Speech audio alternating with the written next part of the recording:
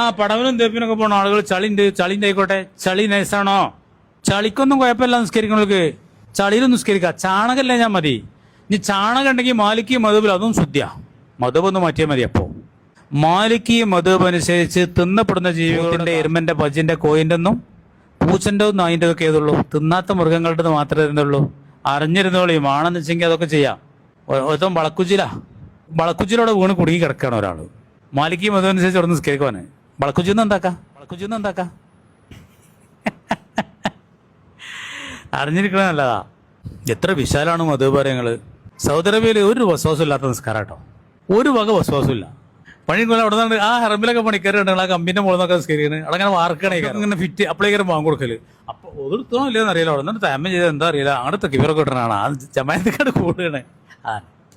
എന്നമാർക്ക് നമ്മളിങ്ങനെ യാത്രയൊക്കെ ചെയ്ത് ഇവിടെയൊക്കെ നിസ്കരിക്കുകയാണെങ്കിൽ എന്താ കാര്യങ്ങള് അങ്ങോട്ട് നടക്കും പരിപാടികൾ. അവിടെ വിശ്വാസമില്ല, കാര്യങ്ങളില്ല.